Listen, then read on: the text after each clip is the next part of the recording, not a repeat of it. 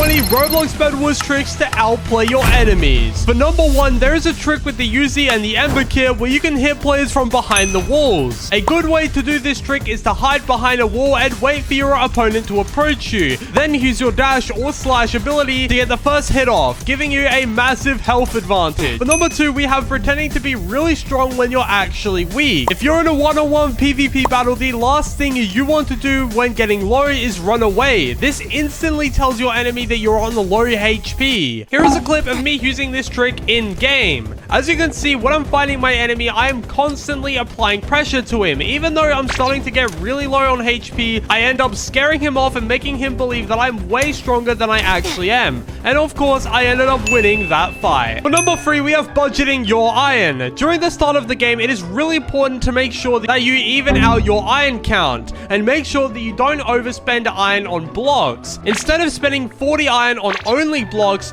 try and spend 16 iron on blocks and 20 on a stone sword, and leave the rest of the iron over your base. Here is a clip of me using this trick at the start of the game. Now, as you can see, my enemy is currently rushing me, so I quickly buy a stone sword and only spend 8 iron on wall. Then I end up throwing the rest of the iron on the floor in my base. I ended up winning this fight and I was able to buy armor right off the bat, which ended up giving me the easy bed break and getting him out of the game. For number 4, we have stacking up before you attack. During early and mid-game fights, it is always super important to get those first couple hits off your enemies because it gives you a massive advantage in a one-on-one PvP fight. Buy some blocks, and while your enemy is running towards you, make sure you stack up at least 5 blocks so they're just out of reach. Then jump down off of your tower and aim your crosshair perfectly on your enemy to get the first couple hits off. This trick, when combined with the last trick, makes a very overpowered combo and will make you easily win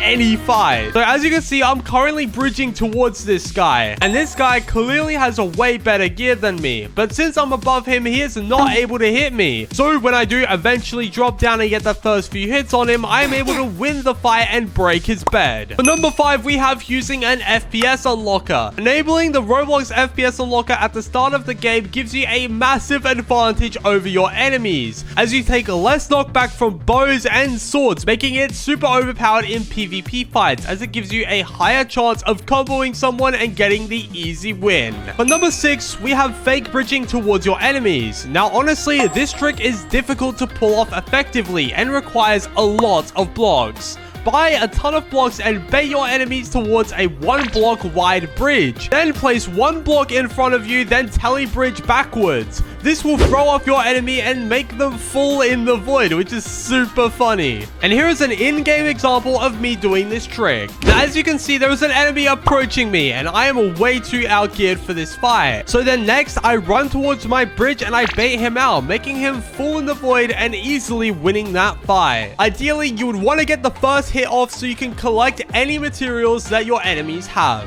For number 7, we have aiming your bows ahead of the player. Now, if you love using the bow like me in Roblox Bedwars, you're definitely going to want to know how to do this trick. A lot of pro players, including myself, tend to actually aim ahead of the player before firing a bow shot instead of just naturally tracking them. This way, you can spend less time focusing on moving your mouse to the correct position and more time focusing on where your enemy actually is walking on the bridge. Then when you think that your enemy is in the right position, you can take the shot and secure the kill. For the next skill, we have knowing how the game mechanics works. At first, this may seem very simple, but Bedwars actually has pretty complicated sword mechanics, but they're also relatively easy to learn. Think of a sword as a big circular hitbox with lines in the center of the screen. If your enemy is in the center of the screen or in your crosshair, you are way more likely to hit them compared to if you weren't looking at them at all. With these sword mechanics in mind, I use this trick to get an advantage over my opponents by actually tracking them with my crosshair in game. So aim is obviously pretty important, so get good at it. For the next skill, we have baiting arrow shots. Now, if you're running across a bridge and you're in a PvP fight, it is really important to know if your enemy has a crossbow, because it can greatly determine the next move that you make. In this situation, I was running to mid collecting emeralds once again.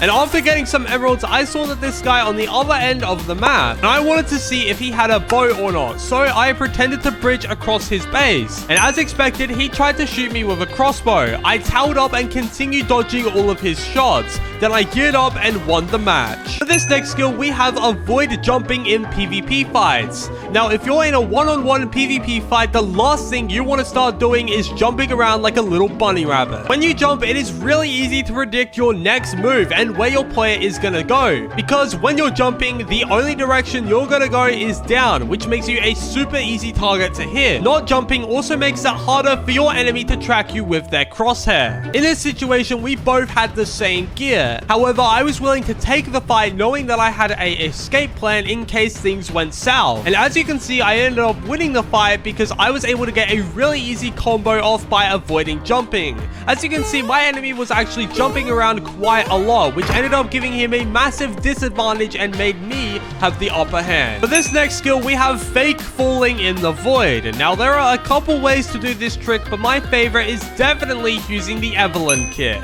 Because you can wait for an orb to spawn and then teleport to your enemy and knock them in the void. However, if you don't have the Evelyn kit, you can still do this trick with telepearls. But make sure you have something that can be telepearled onto, like a wall or a tree or just any part of the map. Then as you start jumping in the void, throw the telepearl and then knock your enemies into the void.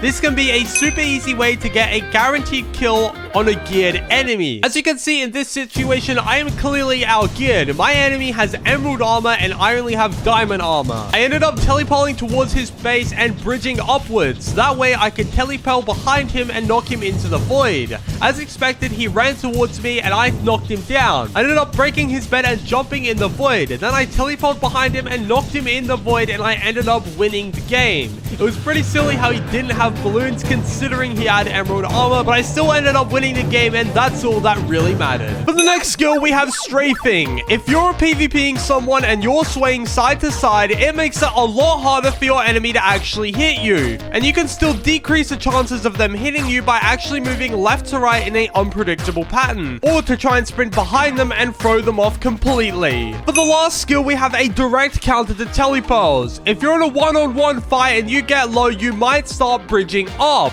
However, if your enemy is smart and is stacked up on telepearls, they can just telepearl right to your bridge and kill you. However, there's an easy counter to this that will drive your enemies crazy. When you're finished bridging up, bridge forwards 2 blocks, then bridge up 2 blocks, and then forwards 2 blocks again, which will create a F-like shape which your enemies cannot teleport onto. And when they try, they just get pushed to the side and take massive amounts of fall damage. However, make sure they aren't trying to telebridge on the other sides because it is still very possible.